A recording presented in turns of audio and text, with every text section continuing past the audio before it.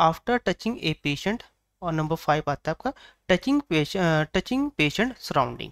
ठीक है, ये 5 चीज़ें आपको याद भी रखनी है। पहला, before touching a patient. Second, before A septic procedure. Third, after body fluid exposure. Number 4, after touching a patient. और लास्ट में आता है आपका after touching patient surrounding. Okay, next, जो यूज अल्कोहल बेस्ड हैंड रब एंड और soap and water. अब आपको पता है कि जब भी आप हैंड हाइजीन प्रोटोकॉल फॉलो कर रहे हो या फिर हैंड रब कर रहे हो, तो मोस्टली जो भी सॉल्यूशंस आपके पास में अवेलेबल है उसमें कम से कम आपका अल्कोहल होना बहुत ज़रूरी है। यदि उसमें अल्कोहल अवेलेबल नहीं है तो आप उसको यूज़ नहीं कर सकते। Okay, next, regular audit of the compliance. आपको पता है कि एक डब्ल्यू ऑब्जर्वेशन फॉर्म। अब जो भी आपका इन्फेक्शन कंट्रोल ऑफिसर हो या आपका नर्सिंग इंचार्ज हो या फिर आपका क्वालिटी मैनेजर है, उसका मेन रोल रहता है कि हॉस्पिटल के अंदर इन्फेक्शन प्रॉपर कंट्रोल हो रहा है या नहीं हो रहा है। उसके लिए एक चेकलिस्ट की जाती है जिसे हम ऑडिट चेकलिस्ट भी बोलते हैं, और उसे WHO ऑब्जर्वेशन फॉर्म भी होते हैं। आपको क्या करना है, इंटरनेट पे जाना है, उसको डाउनलोड कर लेना। डाउनलोड करने के बाद में आपको क्या करना है, डेली बेसिस पे या वीकली बेसिस पे आप अपने ICU की ऑडिट कर सकते हैं कि मेरे ऑर्गेनाइजेशन के अंदर जो हमारे डॉक्टर्स हो गए, नर्सिंग स्टाफ हो गए, GDA, वो हैंड हाइजीन प्रोटोकॉल फॉलो कर रहे हैं नहीं कर रहे हैं। उसकी आपको एक रिपोर्ट भी बनानी होती है। तो उस रिपोर्ट को कैसे बनाना है, आपको एक क्वालिटी इंडिकेटर भी इसके लिए यूज़ करना होता है। उसके बारे में मैं आपको नेक्स्ट वीडियो में बताऊंगा। अभी सिर्फ हम आपको बता रहे हैं कि आप ICU के अंदर इन्फेक्शन को कैसे कंट्रोल कर सकते हो। ओके, नेक्स्ट है display hand hygiene compliance rate in ICU। अब आपने क्या किया, आपने ऑडिट की, ऑडिट करने के बाद में आपने डेटा कैप्चर किया। डेटा कैप्चर करने के बाद आपने देखा कि मेरे ऑर्गेनाइजेशन के अंदर तो यानी ICU के डिपार्टमेंट के अंदर तो सिर्फ 40% ही हैंड हाइजीन प्रोटोकॉल फॉलो हो रहा है। अब जब आप एक KPI डिस्प्ले करोगे तो उनको पता चलेगा यार नहीं, मेरा जो बेंच मार्क है वो 90 अबव है, यानी 90 से ज़्यादा होना चाहिए, 90% से। इतना मेरा हैंड हाइजीन चलेगा, मतलब 40 चल रहा है, तो मुझे तो इंक्रीज़ करना पड़ेगा। जब भी हम किसी पेशेंट के पास जाते हैं तो ये जो 5 मूवमेंट है, इसके बाद में आपको हैंड हाइजीन प्रोटोकॉल फॉलो करना ही करना है। ठीक है, उसके बाद में यहाँ पे मोस्टली जो भी आपके स्टाफ हैं, डॉक्टर्स हो गए, नर्स हो गए, GD हो गए या हाउसकीपिंग हो गए, उन्हें प्रॉपर नॉलेज होनी चाहिए हैंड हाइजीन और हैंड रब के, कि उसका प्रोटोकॉल्स क्या क्या होता है, कितने टाइम के हमें लिए उसके करना होता है, और उसके स्टेप कौन कौन से है। जब इसकी नॉलेज होती है बेसिकली, तभी वो इस स्टेप को फॉलो भी कर सकते हैं। अब नेक्स्ट आता है केयर ऑफ मेडिकल डिवाइस। आपको पता है कि जो आपके ICU के पेशेंट होते हैं मोस्टली वनरेबल पेशेंट्स होते हैं। अब उनको सपोर्ट के लिए कोई ना कोई मेडिकल डिवाइस की रिक्वायरमेंट रहती है। बाय चांस कोई पेशेंट आपका वेंटिलेटर पे है, तो वहाँ पे क्या करना पड़ेगा, जो पेशेंट है उसको आपको स्लाइटली थोड़ा सा उसकी आपको क्या करना पड़ेगा, उसकी देख रेख बहुत ज़्यादा करनी पड़ेगी। क्योंकि आपको पता है कि जो वेंटिलेटर पेशेंट्स होता है वो अनकॉन्शियस सिचुएशन में होता है, वो अपने बारे में इंट्रोड्यूस नहीं कर पाता है कि उसको प्रॉब्लम क्या, आपको देखना है। Second, clean mouth, a antiseptic, ये बहुत ज़रूरी है। माउथ क्लीनिंग प्रोटोकॉल तो आपको आना ही चाहिए। यदि आप as a nursing staff work कर रहे हो तो माउथ क्लीनिंग प्रोटोकॉल आपको आना चाहिए। इससे क्या होगा, इससे पेशेंट्स की भी रिकवरीज होगी और उससे कोई भी इन्फेक्शन होने के चांसेस 0% रह जाएंगे। नेक्स्ट आता है check daily if ventilator can be remove. अब आपको लगता है कि पेशेंट मेरा क्या कहें स्टेबल होने वाला है। स्टेबल कंडीशंस में आप डॉक्टर्स को इन्फॉर्म कर सकते हैं, सर पेशेंट हमारा स्टेबल है, हम वेंटिलेटर को रिमूव कर सकते हैं। अगर आपको ज़रूरत नहीं तब होता है, जब वो भी डॉक्टर की एडवाइस के बाद ही आप वेंटिलेटर रिमूव कर सकते हो, अदरवाइज आपको अथॉरिटी नहीं होती। नेक्स्ट आता है सेंट्रल लाइन। यदि किसी पेशेंट को सेंट्रल लाइन डली हुई है, ठीक है, तो वहाँ पे मेन हमें कुछ पैरामीटर्स फॉलो करने होते हैं सेफ्टी प्रोटोकॉल के लिए। भाई जो उसकी साइट है वो प्रॉपर क्लीन हो रही है नहीं करी, वो आपको चेक करना है। ठीक है, यदि आपको लगता है कि भाई अब इस पेशेंट को सेंट्रल लाइन की ज़रूरत नहीं है, तो उस कंडीशंस में आपको वो सेंट्रल लाइन रिमूव करनी पड़ेगी। आप उसे ज़्यादा टाइम नहीं रख सकते, क्योंकि इसका रीज़न ये, यदि आप उसे ज़्यादा टाइम के लिए रखोगे तो वहाँ पे भी पेशेंट को इन्फेक्शन होने के चांसेस बहुत ज़्यादा है, और आपको डेली मॉनिटर भी करना पड़ेगा। ठीक है, उसके बाद नेक्स्ट आता है urinary catheter, put only when needed. भाई किसी भी पेशेंट को कैथेटर तभी डाला जाए जब उसको ज़रूरत हो। यदि उसको ज़रूरत नहीं है तो उसे कैथेटर ना डाला जाए, क्योंकि कैथेटर से भी पेशेंट को इन्फेक्शन होने वाले चांसेस बहुत ज़्यादा रहते हैं। आपको पता है कि ये किसी पेशेंट को अगर UTI हो गया, यूटीआई को आप आइडेंटिफाई कैसे करोगे? कल्चर के थ्रू, कि भाई अगर उसका कल्चर पॉजिटिव आ रहा है तो उसको यूटीआई हो गए, उसमें आप आइडेंटिफाई करते हो उसे किस बैक्टीरिया से यूटीआई इन्फेक्शन हुआ है। ठीक, उसके बाद keep close system, second clean are daily and remove early. अब आपको लगता है कि आपने किसी पेशेंट को कैथेटर डाला है, तो आपका काम क्या है, उसे डेली क्लीन भी करना है। ठीक है, इससे क्या होगा, इससे पेशेंट्स को भी आप इन्फेक्शन से बचा सकते। सेकंड, आपको लगता है नहीं पेशेंट को अब यूरिनरी कैथेटर की जरूरत नहीं है, तो उसे हम रिमूव करवा सकते हो। लेकिन जो भी प्रोटोकॉल आप फॉलो करोगे वो डॉक्टर की एडवाइस पे होगा, आपको सेल्फ डिसीजन नहीं ले सकते इसके लिए। नेक्स्ट आता है क्लीनिंग इन्वायरमेंट। इसमें क्या होता है, सबसे पहले कोई पेशेंट है, आपका ये पेशेंट है आपका आईसीयू में, अब मुझे लगता है कि भाई ये पेशेंट तो मेरा डिस्चार्ज होके जा सकता है, या मेरा पेशेंट तो वेंटी पे है। अब आपको क्या करना पड़ेगा, आपको क्लीनिंग प्रोटोकॉल डेली फॉलो करना पड़ेगा। भाई उसकी यूनिफॉर्म चेंज हो रही है नहीं हो रही है, ठीक है, उसकी ग्रूमिंग प्रॉपर कर रहे हैं या नहीं कर रहे नर्सिंग स्टाफ। सेकंड, उसका बेड क्लीन हो रहा है या नहीं हो रहा है, उसके पास में जो मॉनिटर है, वेंटिलेटर है, एंड जो उसका सरफेस है एवरीडे वो क्लीन हो रहा है या नहीं हो रहा। आपने देखा होगा कि जो जीडी होता है या हाउसकीपिंग स्टाफ होता है, मॉर्निंग में डेली पेशेंट्स के पास में जाता है, वो प्रॉपर उसके बेड को क्लीन करता है, उसके जो ब्लैंकेट होते उसको चेंज करता है, मॉनिटर को क्लीन करता है, यदि पेशेंट वेंटिलेटर पे उसको क्लीन करता है, एंड जो भी उसके पास में जो भी एरियाज है उसको भी प्रॉपर क्लीन इसलिए करता है कि कोई भी बैक्टीरिया के थ्रू उस पेशेंट को इन्फेक्शन ना हो। नेक्स्ट आता है do a deep cleaning and when a patient discharge. अब आपका कोई पेशेंट है, वो आपके आईसीयू से डिस्चार्ज होके जा रहा है, उसके बाद में जो आपका हाउसकीपिंग डिपार्टमेंट है उसकी रिस्पॉन्सिबिलिटी है डीप क्लीनिंग की। डीप क्लीनिंग की क्यों जरूरत है, भाई पेशेंट आपका डिस्चार्ज होकर चला गया वहाँ पे, लेकिन कुछ ना कुछ बैक्टीरिया तो अवेलेबल होंगे, वो भी तो आपको क्लीन करने पड़ेंगे, अदरवाइज जब नया पेशेंट आएगा उसको भी तो इन्फेक्शन हो सकता है।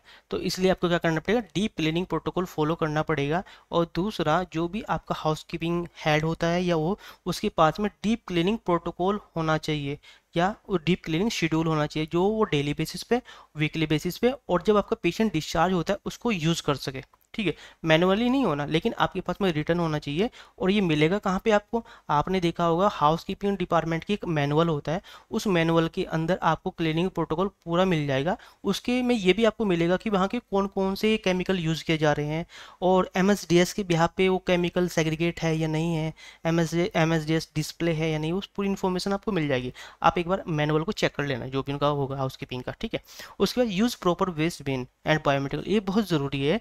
यदि आपके आईसीयू के अंदर प्रॉपर बायोमेडिकल वेस्ट सेग्रीगेशन नहीं है तो उससे भी इन्फेक्शन होने के चांसेस बहुत ज़्यादा हैं।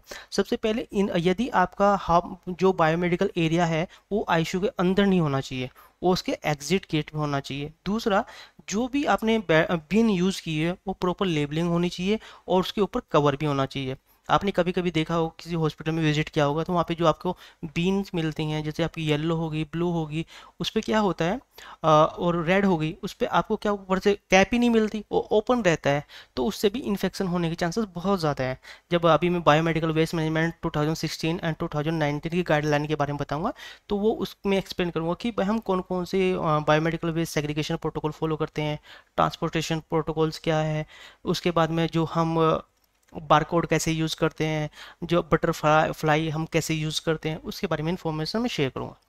नेक्स्ट आता है एंटीबायोटिक। यदि किसी पेशेंट को एंटीबायोटिक की रिक्वायरमेंट नहीं है तो वो कंटिन्यू नहीं होनी चाहिए। Second, follow hospital antibiotic policy. Hospital के पास में एक एंटीबायोटिक पॉलिसी होनी चाहिए। अब ये एंटीबायोटिक पॉलिसीज़ में क्या होगा, जितने भी बैक्टीरियाज आपके कल्चर में पॉजिटिव आते हैं, जितने भी एंटीबायोटिक आप यूज़ करते हो उस पर आपको अवेलेबल मिल जाती है। सेकंड, किस किस पेशेंट को किस बैक्टीरिया के इन्फेक्शन में कौन सी एंटीबायोटिक दी जाएगी, उसकी डोज क्या होगी, उसकी टाइमिंग क्या होगी, वो सब कुछ आपको एंटीबायोटिक पॉलिसीज़ में मिल जाएगी। और आपको नहीं मिलेगी तो आपको मोस्टली जो भी आपका माइक्रोबायोलॉजिस्ट होगा उसके पास में तो अवेलेबल मिलेगी ही मिलेगी। और सेकंड, आईसीएन के पास में भी होती है और क्वालिटी डिपार्टमेंट के पास में भी होती है, दोनों के पास से आप एंटीबायोटिक पॉलिसी ले सकते हो। ये आपको फॉलो करनी पड़ेगी यदि आप आईसीयू में इन्फेक्शन को कम करना चाहते हैं। उसके बाद रिव्यू एंटीबायोटिक यूज ऑफन। यदि आपने किसी पेशेंट को एंटीबायोटिक दी है उसके बाद में आपको रिव्यू भी करना है।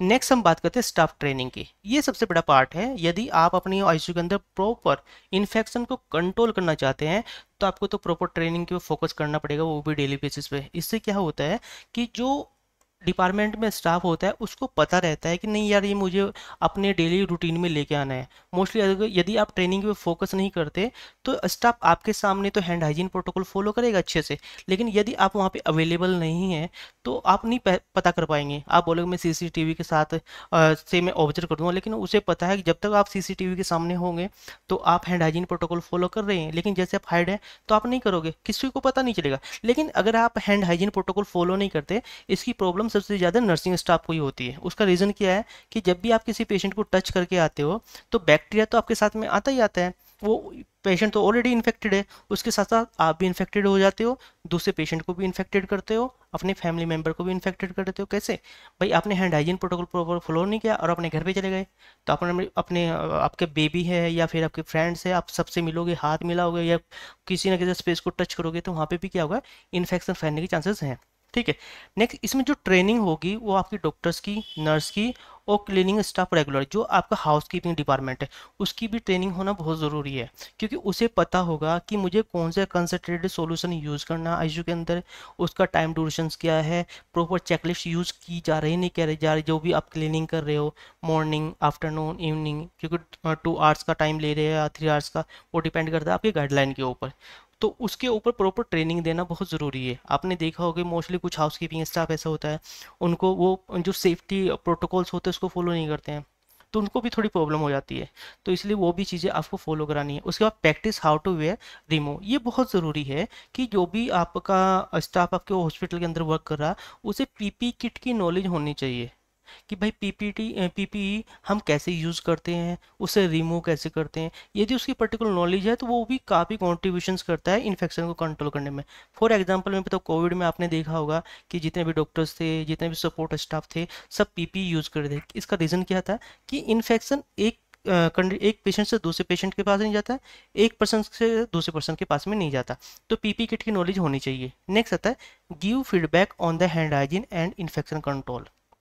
ये बोलिए, ये बहुत ज़रूरी। इन देखो, जब भी आप ट्रेनिंग ले दे रहे हो, ट्रेनिंग देने के बाद में आप, मैंने कोई मैसेज डिलीवर कर, सपोज मैंने अभी आपको इस पॉइंट्स के बारे में बताया, आपको समझ में नहीं आया, यदि आप मुझे नहीं बताओगे सर मेरे पास समझ में नहीं आया, और तो मैं आपको नेक्स्ट टाइम नहीं बताऊंगा। जब आपने बोला सर मेरे समझ में नहीं आया आप दोबारा बता दो, तो मैं जब उसे अगेन उसे एक्सप्लेन करूंगा तो वो आपको अच्छे से समझ में आ जाएगा। यदि कोई बोले ना फर्स्ट टाइम मैंने देखा और मैं 100% समझ गया, तो उसके बाद क्या कुछ टाइम के बाद भूल जाएगा, लेकिन जब रेगुलर उसको लर्न करता रहेगा, देखता रहेगा, वीक में मंथ में, तो उसे रहेगा हाँ ये काम किस तरह से होता है।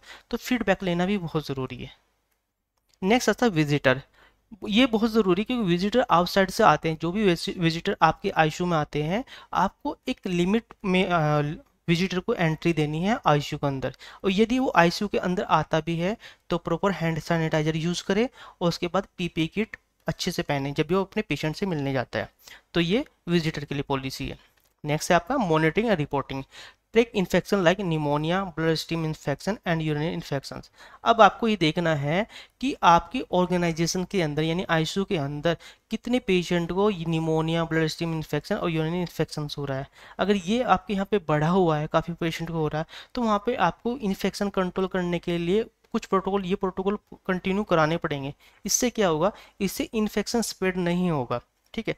Next share infection rate with the staff. मैंने ऑलरेडी इसके बारे में बता दिया कि यदि आपने क्वालिटी इंडिकेटर आपने मॉनिटर किए हैं, आपने डेटा कैप्चर किया है कि आपके यहाँ पे कितना हैंड हाइजीन प्रोटोकॉल फॉलो हो रहा है, उसके बाद में कितने लोगों को इन्फेक्शन हो रहा है, तो वो आपको डिस्प्ले करना पड़ेगा। वो भी आप कहाँ पे करोगे, आपने देखा होगा कि जो भी आपका आईसीयू होता है उसके अंदर एक नर्सिंग काउंटर होता है। नर्सिंग काउंटर के पीछे एक आपका नोटिस बोर्ड होता है, या बैक साइड में भी लेफ्ट या राइट में हो सकता है, उस पर ऑलरेडी आपको केपीआई डिस्प्ले करनी है और अपने यहाँ स्टाफ को ट्रेनिंग भी देनी है कि भाई लास्ट मंथ में हमारा इतना हैंड हाइजीन प्रोटोकॉल फॉलो हुआ था, इतने पेशेंट हमारे इन्फेक्टेड हुए थे। ठीक है। Next report serious infection to authorise if required. यदि आपको लगता है कि पेशेंट्स को ना बहुत ज़्यादा इन्फेक्शन फैल रहा है, तो आप जो भी टीम्स है उसको भी इन्फॉर्म करोगे। इन्फेक्शन कंट्रोल करने में इन्फेक्शन कंट्रोल नर्स का सबसे बड़ा कंट्रीब्यूशन होता है, जो कि सपोर्ट्स करती है आईसीयू के अंदर इन्फेक्शन को फैलने से, चाहे उसमें ट्रेनिंग से रिलेटेड हो, उससे क्लीनिंग से रिलेटेड हो, केयर बंडल से रिलेटेड हो, पूरी information infection control nurse share करती है। नेक्स्ट आता है ICU setup and air quality. Maintain good air flow and the filtrations. अब जो भी एयर आती है आपके आईसीयू डिपार्टमेंट में, उससे भी क्या हो सकता है, उससे इन्फेक्शन फैल सकता है। यदि यदि आपने विंडो ओपन की, बाहर से एयर आ रही है, तो उसमें भी तो बैक्टीरिया आ सकते हैं। ठीक है, तो उसके लिए आपने क्या फिल्ट्रेशंस प्रोटोकॉल फॉलो किया है, वो आपको देखना है। ठीक है, next use clean water in the humidifier and medical device. जब भी आप कोई ह्यूमिडिफायर यूज करते हो, तो प्रॉपर उसमें जो वाटर है ना, वो क्लीन वाटर यूज करना होता है। कभी कभी ऐसा तो चेंज नहीं करते,